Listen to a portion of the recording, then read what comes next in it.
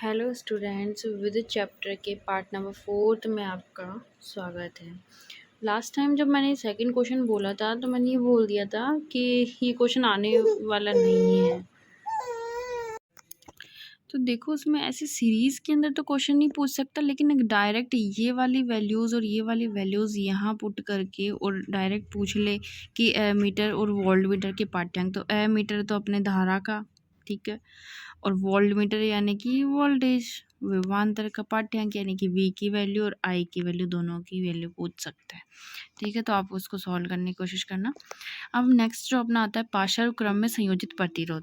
मैंने आपको पार्श्व क्रम में पहले बोला कि एक ऐसा पॉइंट होगा जिससे कि क्या होंगे, 3 या 4 ऐसे जुड़े हुए रहेंगे। ठीक है, ये जुड़े हुए रहेंगे, इसको अपन क्या बोलेंगे, समांतर क्रम, या फिर अपन इसका दूसरा नाम क्या है अपना, पार्श्व क्रम। ध्यान रखोगे। अब देखो, इसमें अपना जो श्रेणी क्रम था, श्रेणी क्रम में और समांतर क्रम में दो चीज़ें मैं आपको बताती हूँ, आपको ध्यान रखना। ये श्रेणी क्रम इतना ही लिख रही हूँ मैं, और ये अपना पार्श्व क्रम। ठीक है, यहाँ पे अपना आई समान था, ठीक है, और यहाँ अपना आई जो होगा वो कैसा होगा, असमान। असमान में समझ जाओगे ना। यहाँ पे अपना वी कैसा था, असमान,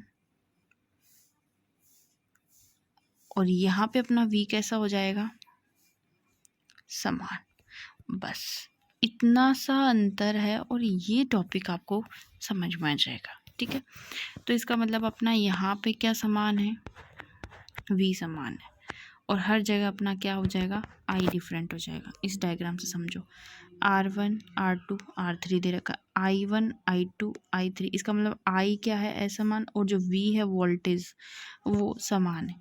दोनों में ये डिफरेंस है। अगर अपन को आई असमान है तो आई जो है वो टोटल निकालना पड़ेगा, आई is equal to I1 I2 I3। आई अपन को पता ही है, अगर अपन लिखते हैं R is equal to V upon I, तो आई इधर जाएगा तो क्या बन जाएगा, R I is equal to V, अपन को केवल आई चाहिए तो वी अपॉन आर। समझ में आया, ये अपना फॉर्मूला बन जाएगा, I is equal to V upon are.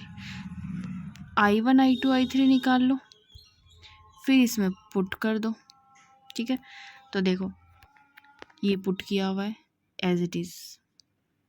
इसको अगर अपन सोल्व करते हैं तो अपने पास में जो आर की वैल्यू आती है वो आती है 1/r equal to 1/r1 plus 1/r2 plus जितने भी आर अपन को दे रखे होते हैं। ये फॉर्मूला है, इससे अपन को क्या करना है, क्वेश्चन आंसर सॉल्व करना है। ठीक है, आगे देखो, क्वेश्चन आता है अपना नेक्स्ट नया क्वेश्चन जो 11.8 का है।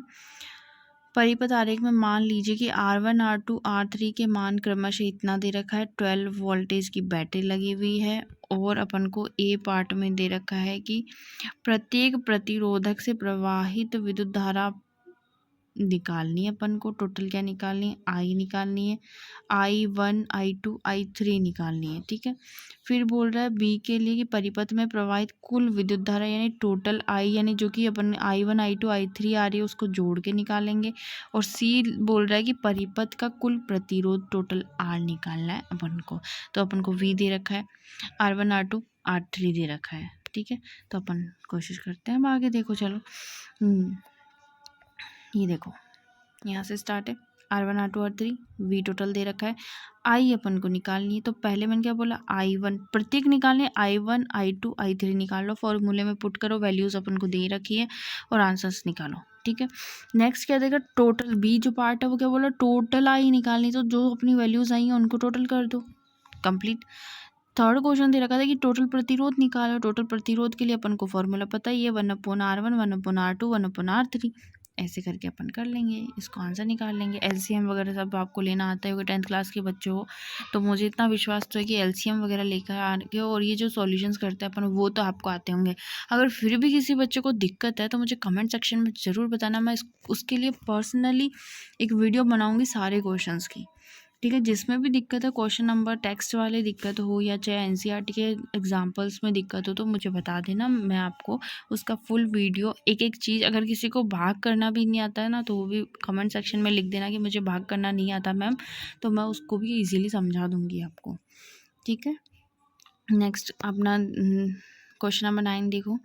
R1 R2 और R3 दे रखा है, 10 14 एंड 13 और 20। R4 भी दे रखा है और 5 भी दे रखा है। प्रतिरोधकों विन्यास में जो अपना 12 वोल्टेज संयोजित किया गया है, ठीक है। कुल प्रतिरोध निकालना है, यानी कि R निकालना है, तो 1/R से कर लो, 1/R1 R2 इनको ऐसे जोड़ लो, ठीक है। कुल प्रतिरोध आ जाएगा। बी पार्ट में दे रखा प्रतिरोध में प्रवाहित कुल विद्युत धारा, टोटल I दे रखी, I निकालनी है, तो पहले I1 I2 I3 निकालो, क्योंकि वोल्टेज दे रखा है और R दे रखे हैं, फिर उसको टोटल कर दो। तो यही कर रखा है इसके अंदर।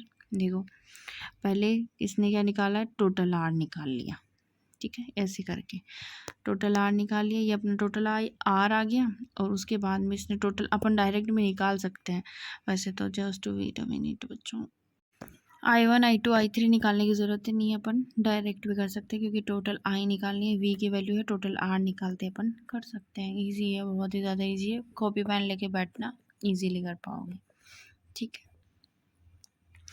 अब आते हैं अपन अपने इन क्वेश्चंस पे। बहुत ही दिमाग लगाने वाली बात है, इनमें भी वैसे प्रॉब्लम तो आएगी नहीं, मैं समझा दूंगी। जिस अकॉर्डिंग मैं बताती हूँ उसके अकॉर्डिंग सॉल्व करना, आप कॉपी पेन लेके हो जाएंगे। देखो ओके, फर्स्ट क्वेश्चन अपना क्या बोल रहा है कि जब A 1 ओम तथा 10⁻6 ओम, ये अपना पहला क्वेश्चन। बी बोल रहा है 1 ओम 103 ओम और 10⁻6 ओम के प्रतिरोध पार्श्व क्रम में संयोजित, पहले अपन को क्रम देखना कौन सा है, उसी के अकॉर्डिंग फॉर्मूले लगाने, संयोजित किए जाते हैं। तो तुल्य प्रतिरोध के संबंध में आप क्या निर्णय करेंगे। तुल्य प्रतिरोध यानी टोटल R निकालना अपन को। इसका अगर R निकालोगे ना आप, इस वाले का, तो ये देखो अपन कैसे निकालेंगे। Total R equal to 1/1 plus 1/10⁻6। कैसे निकालेंगे, ऐसे निकालें, एलसीएम लो 10⁻6, ऊपर आ जाएगा 10⁻6 प्लस 1। इसका मतलब ये वाला आंसर आ रहा है, और हम कह सकते हैं कि 1 से ज़्यादा है, 1 से कम है, ठीक है। नेक्स्ट जो इसके अंदर दे रखा है ये वाला पार्ट, इसमें भी आप सेम करना, प्रतिरोध निकालना, आपको बताना है कि 1 से ज़्यादा है कम है, ओके। सेकंड क्वेश्चन देखो, 100 ओम का एक विद्युत लैंप है, 50 ओम का एक विद्युत टोस्टर है, 500 ओम का एक जल फिल्टर है तथा 220 वोल्ट टोटल अपन को दे रखी है। कौन सा क्रम है, पार्श्व क्रम में। इस तरह का प्रतिरोध क्या होगा, टोटल प्रतिरोध पूछा है। यदि समान स्रोत से संयोजित कर दे तो वह उतनी ही विद्युत धारा लेता है जितना कि तीनों युक्तियां ले रही है। यह भी ज्ञात कीजिए कि विद्युत स्तर कितनी विद्युत धारा प्रवाहित है। टोटल विद्युत धारा भी निकालनी है।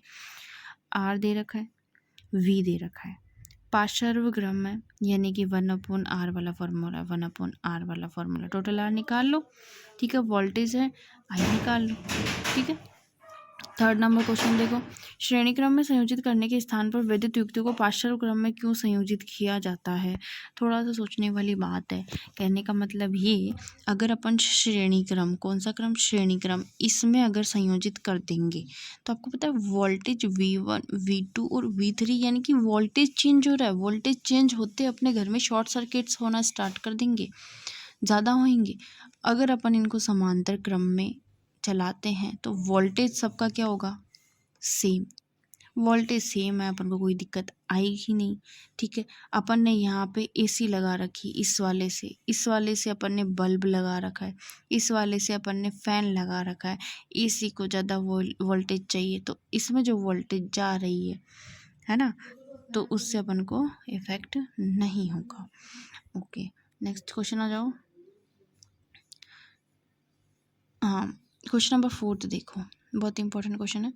2 ओम 3 ओम 6 ओम के 3 प्रतिरोधकों को किस प्रकार संयोजित करेगी, संयोजन का कुल प्रतिरोध 4 ओम आए। यानी कि अपन को 4 ओम चाहिए प्रतिरोध, ठीक है। एक सर्किट बनाना अपन को, ऐसा सर्किट, ये बैटरी लगी हुई है। अब इसके अंदर एक तो अपन को प्रतिरोध बताना है, कौन सा, 2 ओम वाला, एक बताना 3 ओम वाला, ठीक है, और एक बताना है अपन को 6 ओम वाला। ये कहना चाह रहा है कि अपन सर्किट को कैसे जोड़े कि अपना जो आंसर आए वो 4 ओम आए, है ना। किस हिसाब से जोड़े, यानी कि श्रेणी क्रम हो या वो हो। तो अपन पहले श्रेणी क्रम की बात करते हैं। किसकी बात करेंगे? श्रेणी की। श्रेणी क्रम में अपन आर कैसे निकालते हैं? नॉर्मली R1 प्लस R2, है ना। तो अपन मैंने किया 2 + 3 + 6, कितना आ गया? 9 और 2 11।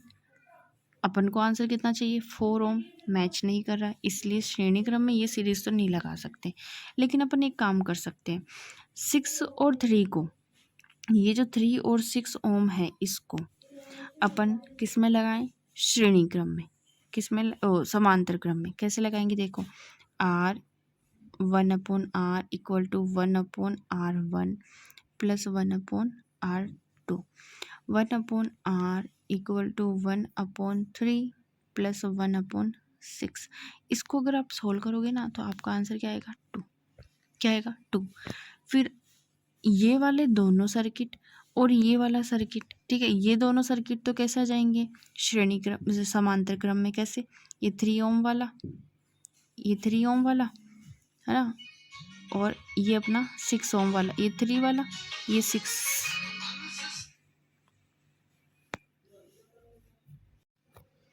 ठीक है, तो ये अपना हो जाएगा 3 ओम, ये हो जाएगा 6 ओम। देन इन दोनों को अपन ऐसे करके समांतर क्रम में जोड़ देंगे और ये हो जाएगा 2 ओम। अगर इन टोटल का इनका 2 ओम निकला, तो ये और ये कौन सा क्रम है?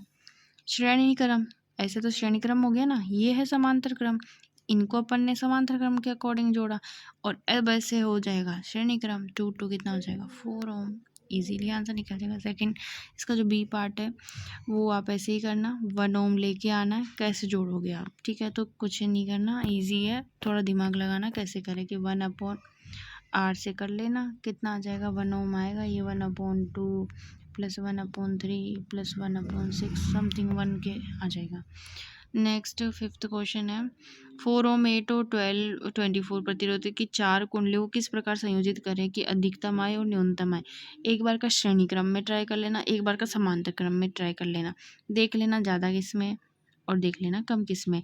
यानी 24 से ज़्यादा आना चाहिए तो अधिकतम हो जाएगा, ठीक है, और न्यूनतम प्रतिरोध के लिए अपन को 4 से कम आना चाहिए। ओके बच्चों, ठीक है, ये क्वेश्चंस है। फिर अगर तापीय प्रभाव है आगे, जो कि अपन नेक्स्ट क्लास में पढ़ेंगे।